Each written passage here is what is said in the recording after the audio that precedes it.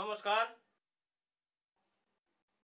আজকে এনেছি একটি অর্শের চিকিৎসা।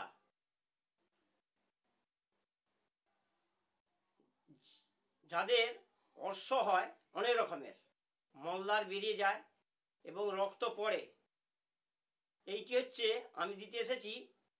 যে অর্শের রক্ত পড়ে, শুধু রক্ত পড়ে, তার চিকিৎসা। আপনারা দেখছেন ইউটিউব চ্যানেল ধর্ম সত্য।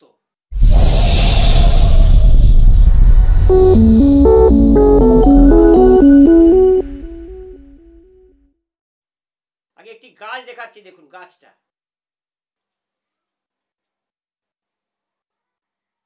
বাঁধের আশেপাশে অনেক পাওয়া যায় গাছটা।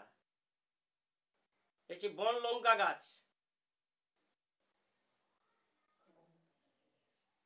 পুরো তুলসী পাতার মতো লাগছে, কিন্তু তুলসী পাতা নয়। ছোট ছোট বীজ হয়, দেখুন বীজ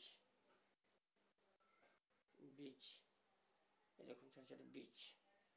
আর পাতাগুলি পুরো তুলসী পাতার মতো, কিন্তু তুলসী পাতা নয়।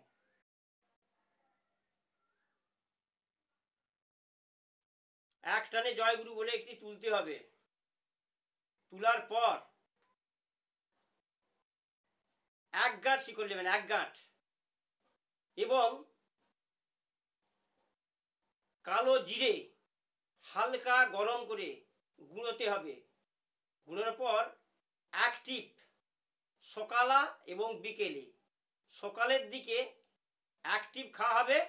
আর এই যে গাছের শিকড় এক গাঁট নিয়ে নেবেন, এক গাঁট নিয়ে মুখে ফেলে দেবেন, চিবিয়ে জল খেয়ে নেবেন তুলসী গাছের গোড়ায়। এইটি 7 দিন করতে হবে। এবং ওই যে কালো জিরে, ওইটি হালকা গরম করে গুঁড়ো করে এক টিপ খেয়ে নিতে হবে সকাল এবং বিকেল।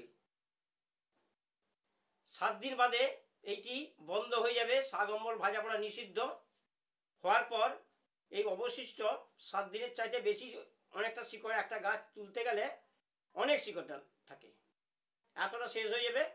কিছু অংশ এইটি শিকড় ছেলে হলে ঘুমসিতে করে ডান হাতে পড়তে হবে, আর মেয়ে হলে বাম হাতে পড়তে হবে। এইটি হলে রক্ত পড়া বন্ধ হয়ে যাবে। যাদের রক্ত পড়ে তারা এটি করুন, রক্ত পড়া বন্ধ হয়ে যাবে।